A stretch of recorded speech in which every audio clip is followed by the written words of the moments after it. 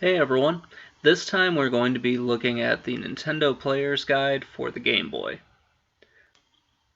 This book gives in-depth kind of descriptions for 28 Game Boy games, and then it gives another sort of like a brief overview of 144 other games.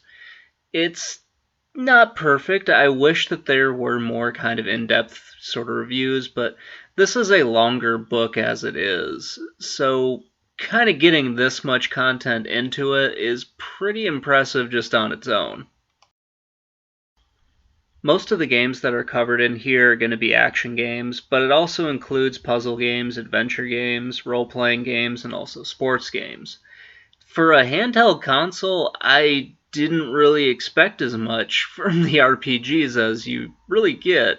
The RPGs for the Game Boy are really impressive, and a lot of the action games are pretty good too, even if they are kind of more simplistic versions of what you can find on the NES, but they still squeeze a lot into those cartridges, so you don't really get bored with them, and they're pretty easy and fun to play. One thing that I want to point out that I thought was kind of interesting, they actually color coordinate the book, so when you're going through the action games, you'll usually see a bunch of like red headers and that sort of thing. When you get to the RPGs, it'll be purple. The puzzle games are going to be orange. It's kind of weird, but it's one of those quirky 90 things that, kind of makes things a little bit more interesting with the book.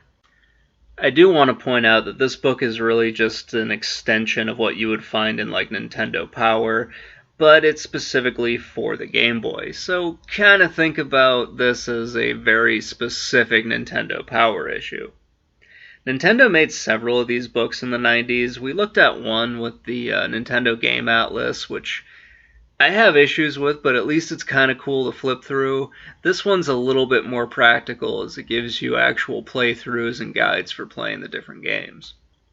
This acts a lot like a strategy guide, so if you didn't have one of the issues of Nintendo Power where some of these games would show up, this was a great way of getting a hold of them just to kind of get a little bit more information on the game you're playing. Also, a lot of these games probably didn't show up in Nintendo Power, as that one was really more for like the higher profile games, whereas this seems to be covering a lot of the games that maybe didn't quite make the cut to get in there. The Game Boy is one of those systems that I kind of grew up with. I actually saved a lot of my money in order to try to afford one. I don't think I ever got the classic Game Boy. I have one now, but when I was growing up I didn't have one. I actually got the silver one, the Game Boy Pocket, and I absolutely loved that system. And I still have mine today. It's a really great system to play, still works wonderfully, and at least with the Pocket it doesn't devour as many batteries as the original one did.